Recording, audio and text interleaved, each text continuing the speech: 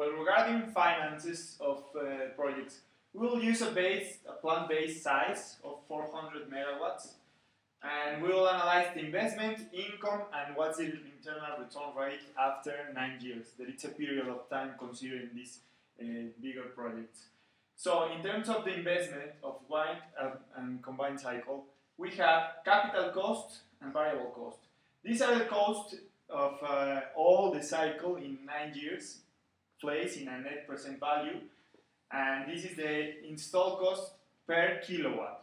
So as we can see, per kilowatt, the wind is higher than the combined cycle, but in terms of variable cost, the combined cycle is higher than the wind, giving at the end an investment of nearly 1 billion for one wind plant and almost half of that for combined cycle. Regarding the income, well, we have that our 400 megawatt plant at the end will be 160 because 40% of efficiency, and the government is paying us 0.11 US dollar per kilowatt produced. If we multiply these numbers, we will have this annual income for what we are receiving from the government. Matching this income annual with each investment, we have at the end an internal return rate for each plant of 5% for wind and 17% for combined cycle.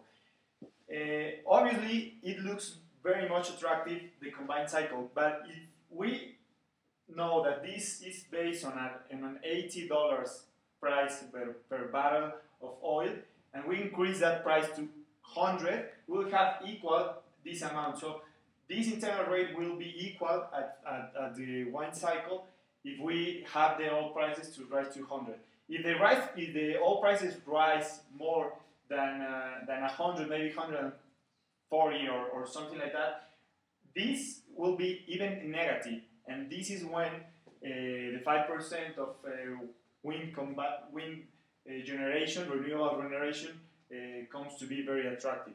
As we know, the future presents us rising oil prices, so it means that we can expect that the wind's generation of renewable generation will be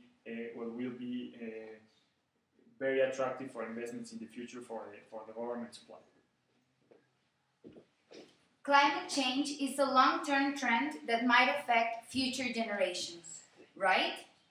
13 of the hottest years recorded in the past 20 years have been lived in this time. And 2011 is shaping up to be the hottest year ever. According to the World Health Organization, 150,000 lives are being lost every year due to climate change, more than any current war.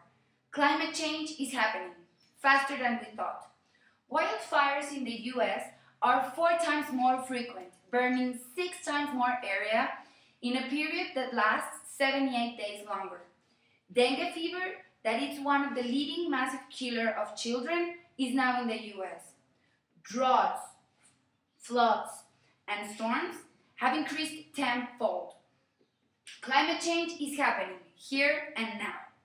Life on Earth is made possible by our atmosphere. An atmosphere so thin that we can literally climb half the way out of it. An atmosphere that is kept in balance by the oceans.